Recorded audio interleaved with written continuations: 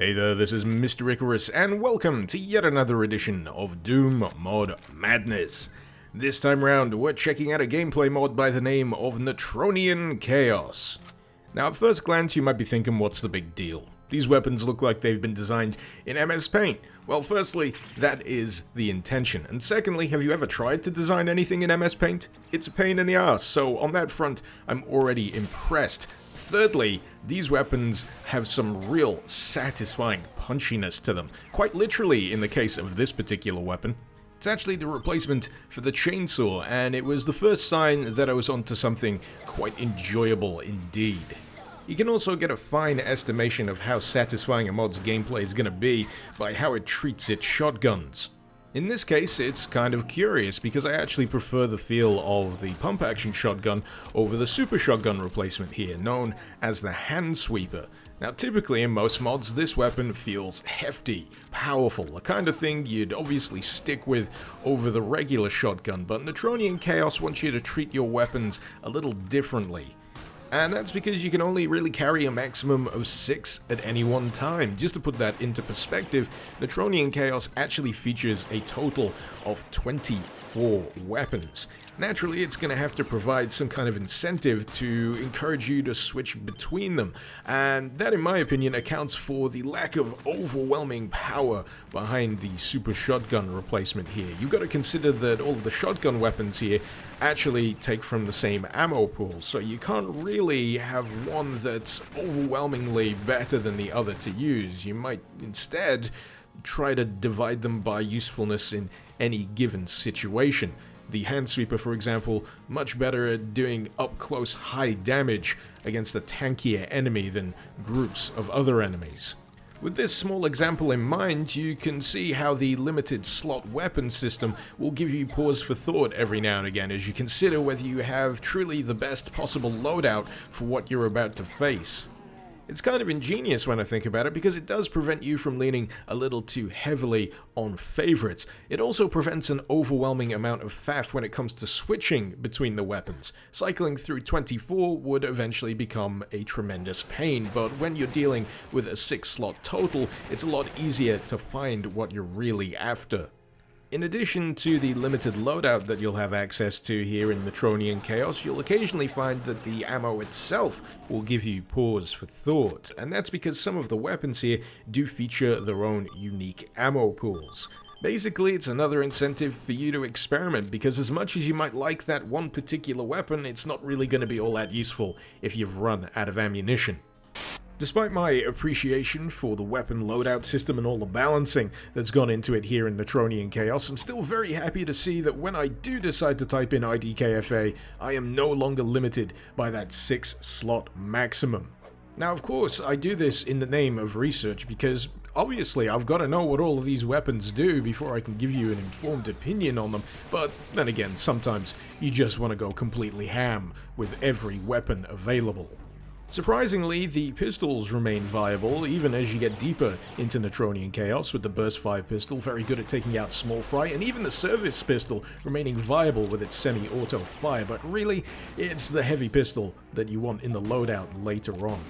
In terms of shotguns, yep, this one's the daddy. I love the auto shotty. Well, it's auto and it's alt fire. Primary is more semi-auto, but still packs a much more significant punch in comparison to the hand sweeper here, which really does feel like a weak sauce super shotgun, and the riot gun has a very satisfying pump action.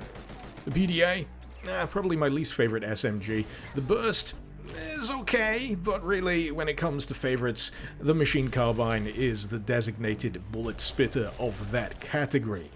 When it comes to DACA, you'll be in fine company with the assault rifle category here, headed up by the combat rifle. This is the most common that you'll find, the most plentiful in terms of ammunition.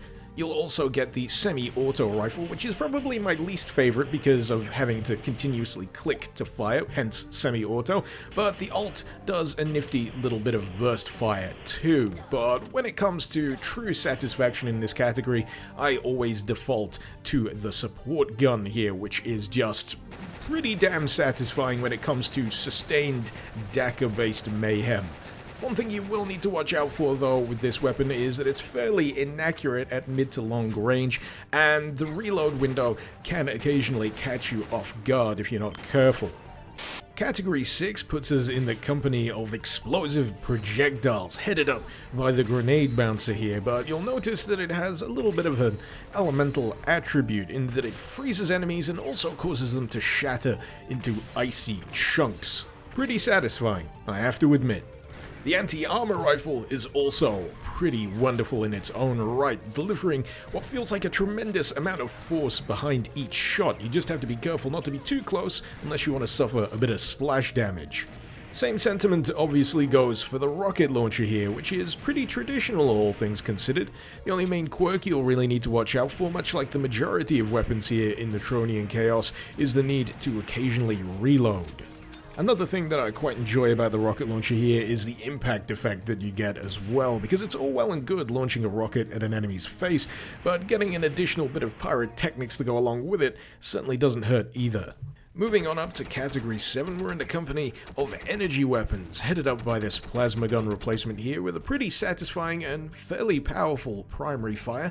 The secondary, however, just plinks out this bouncing projectile that doesn't feel anywhere near as effective in comparison. If I were to suggest a way to make that secondary feel better to use, I'd say add some kind of charge time, buff the damage significantly, and maybe give it a little bit more of a meaty sound effect. Next up, we have the wonderfully named Annihilator, and it's pretty much a flamethrower. It's a flamethrower, that's all you really need to know. No secondary fire on this one, it's pretty much a flamethrower. Anyway, rounding out the category, we have the Coil Carbine, which is an interesting way of spelling railgun. Always a fan of this type of weapon. Feels like this one could do with a little bit more of a kick though, and it seems to be lacking the traditional scope in secondary that I see in many other varieties. And now we finally reach the final category, the one I look forward to the most. Can't think why. Maybe it's because Uber weapons are just so damn fun to use, and an Uber weapon done right is something that just spreads a big dumb looking grin across my face. This first entry here is certainly a fine start to proceedings. This is the Fierce Caliber, spitting hot liquid projectile death over everyone, and the secondary, oh boy, the secondary. That is wonderful. It is just as over the top as it needs to be. It's not quite Russian overkill levels of madness here, but it's close enough. Now don't be fooled by the Tri-Desolator here, what with its deceptively weedy primary fire. I wouldn't even say take its secondary fire for an answer, even if it is much, much, much more effective. I'd say the main attraction here is most assuredly the tertiary fire mode, which unleashes a hot ball of plasma and is actually pretty dangerous if you stood too close, so make sure you stand a fair bit back, or it'll flatten you like a pancake. Bringing up the rear, we have the heavy Vulcan here, which pretty much supplies all of the possible DACA requirements you could ever need in this mod, quite frankly putting the assault rifle category to shame, and the alt fire, oh good grief, is it rather lovely to use. You can melt a spider mastermind in seconds with this baby, and yeah, it's rather nice. So yeah, as far as Uber weapon categories go, I'd say that Netronian Chaos here does a damn fine job with what's available. If I had to pick a favorite though, I'm pretty sure I'd go with the Fierce Caliber, because oh boy, that weapon is the complete package. Believe it or not, there is actually one more additional weapon you can use against your enemies here in Netronian Chaos, and that is the bomb.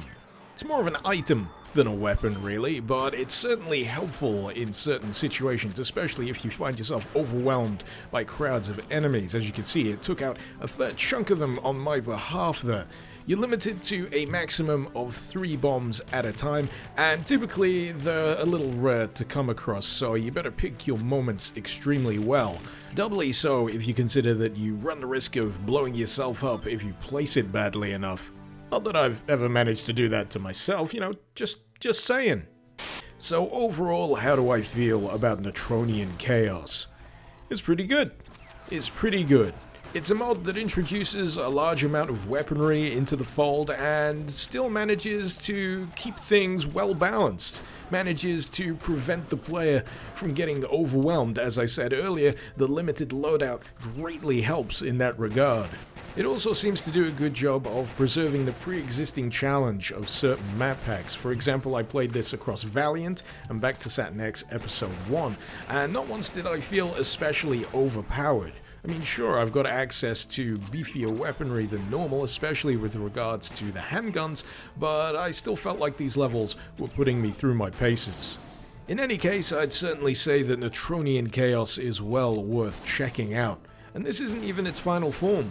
You may have noticed that certain enemies, when they throw projectiles, make a little bit of a different noise than usual, and that's because there are unique enemy sprites planned for future versions of this mod, so it'll be certainly interesting to check back and see how things change. If you're interested in giving it a whirl for yourself, the link, as usual, is in the description below. Hopefully you've enjoyed this video. Feel free to let me know what you thought in the comments, and feel free to suggest any mod you'd like to see me cover in future episodes of Doom Mod Madness.